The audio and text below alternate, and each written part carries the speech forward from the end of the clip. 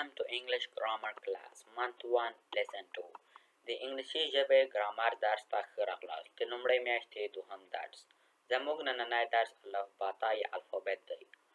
الفباتا یا الفابet د قراردادي او غږیزو نښو څخه عبارت دی چې د یوې ژبې بنسټ تشکیلوي.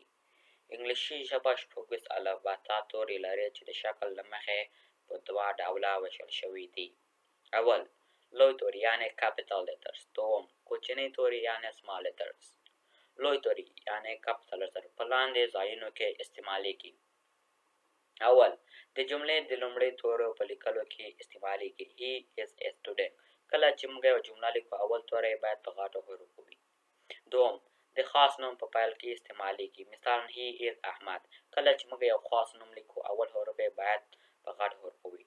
دریم د اونیو ورځو په لومړي توري. مثلا today is Monday. کله چې د اونۍ ورځې موږ لیکو اول توری باید په capitals وي یا په غټو حروفو وي. څلورم د کال د میاشتو لومړی توری. کله مثلا it is June. کله چې موږ د کال د میاشتو نومونه لیکو اول توری باید capitals وي یعنې په غټو حروفو. پنځم فاعلي ضمیر یا I. مثلا I am a student. کله چې موږ یو چېرته I لیکو باید capital وي یعنې په غټو حروفو. شپږم د مخففاتو لیکل. مثلا UN د United Nation معنا ورکوي.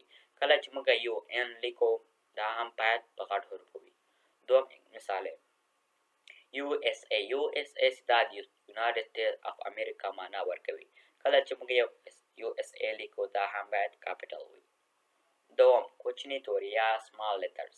زیاتره د کتابونو، مجلو، اخبارونو په لیکلو کې کاریږي. د انګلیسي ژبې ټول شپږ توري کوچني او غټ توري لري له A څخه تر Z پورې. اوس د انګلیسي ژبې توري د تلفظ مخې تشریح کوو. د تلفظ له مخې د انګلیسي الفباتا توري په درې ډوله دي.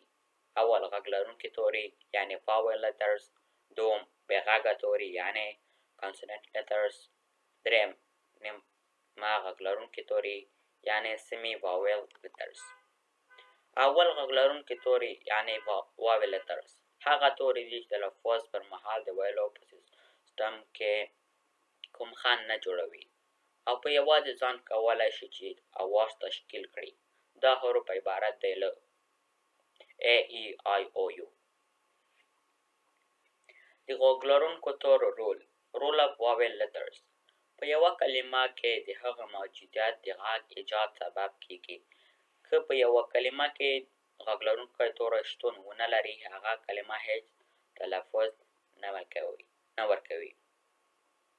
لکه مثلا PTVS دا معنا نه ورکوي ځکه په دې کې اواز لرونکی یا غږ لرونکی توری شامل نه دی. او دوم اگزامپل representative دا معنا ورکوي ځکه چې په دې جمله کې غږ لرونکی توری شامل دي. دوم هغه کلمې چې په واول تورو شروع شوي وي د کلمې څخه مخکې د AN حروف ورته کاریږي. مثلا an apple. کله چې موږ یوه جمله لیکو اول حروف که په واول حروفو باندې شروع شوی بیا موږ AN ورته استعمالوو. یادونه یعنې نوټ هغه دوه توري چې د واول توري نشتون په صورت کې په کلماتو کې غږ جوړوي عبارت دی له WY څخه چې دې ته نیمه غږ لرونکي توري وایي. دوم نیمه غږ لرونکي توري semi vowel letters هغه توري دي چې کله غږ لري او کله غږ نه لري.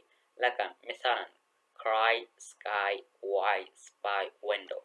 دوم بې غږه توري یعنې consonant letters هغه توري دي چې د تلفظ پر مهال د ویلو په سیستم کې خنډ جوړوي او نشي کولی چې په یوازې توګه اواز یا غږ جوړ کړي. له غږ لرونکو تورو پرته نور ټول توري بې غږه دي. دا ټول 19 دانې دي.